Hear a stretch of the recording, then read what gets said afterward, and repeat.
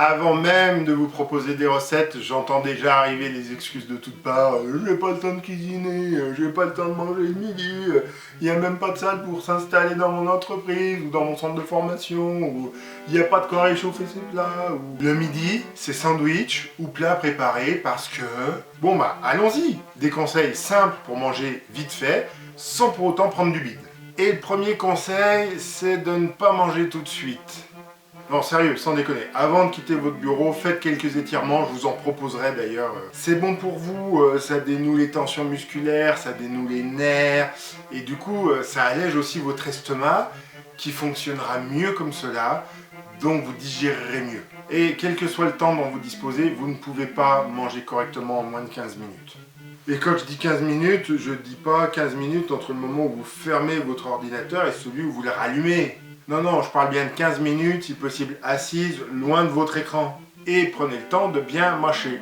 Les fruits et les légumes sont vos amis, comme toujours. En revanche, la restauration rapide est rarement l'ami des fruits et des légumes. Si vous trouvez quand même une corbeille à fruits, la pomme sera votre meilleur allié pour votre santé. Et au pire, c'est un fruit qui est quand même assez costaud, donc vous pouvez acheter une pomme d'avance que vous gardez dans votre sac toute la matinée et que vous croquerez en fin de repas. Ah oui, là il y a des gens qui vont me dire mais je croyais qu'il fallait pas finir le repas sur une note sucrée, le fruit c'est que du sucre. On va y aller par palier, hein. Déjà on va essayer de manger moins mal et après on essaiera de manger mieux. Les féculents et les protéines sont les sources indispensables d'énergie pour vos muscles et votre cerveau est un muscle. Tout ce qui va être légumes secs, boulgour, riz, ce sont vos meilleurs amis.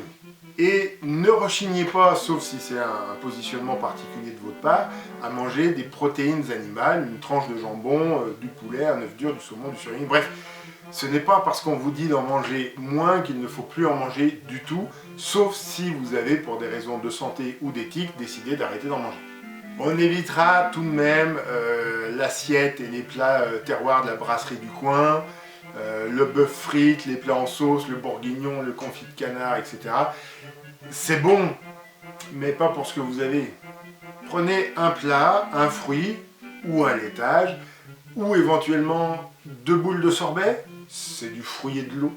Si vous voulez vraiment perdre du poids, vous ne prenez pas d'entrée, parce que la sauce de salade va vous rajouter des matières grasses pour rien. Et si vous vous dites, je vais manger une salade plutôt qu'un plat, étonnamment, il vaut mieux partir sur une salade de féculents, une salade de pâtes ou de patates, ou même mieux de lentilles, que sur une salade de légumes qui ne va pas vous caler.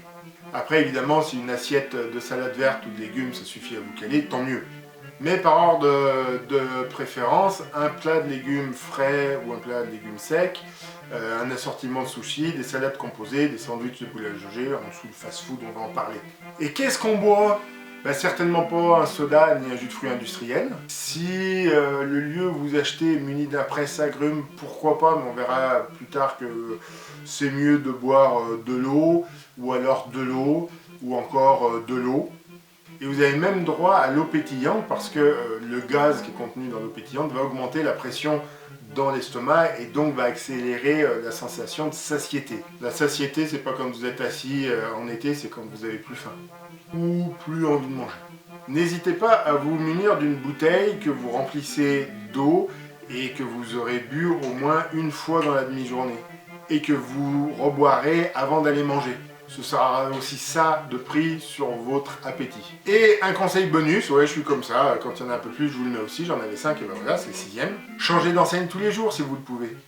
N'allez pas d'un kebab à un autre kebab, je veux dire, essayez de varier le style de cuisine. D'autant que si vous mangez toujours le même genre de cuisine dans le même genre de restaurant, il y a un moment ça va devenir monotone et la monotonie risque de vous faire craquer pour un dessert supplémentaire. Histoire justement de changer, d'avoir de la nouveauté. Alors non, ne tombons pas dans ce panneau. Vous connaissez le principe de liker, de partager, de commenter, de vous abonner, d'activer les notifications. Et encore une fois, si je peux le faire, tout le monde peut le faire. On va le faire ensemble. Et demain, qu'est-ce qu'on mange au McDo ?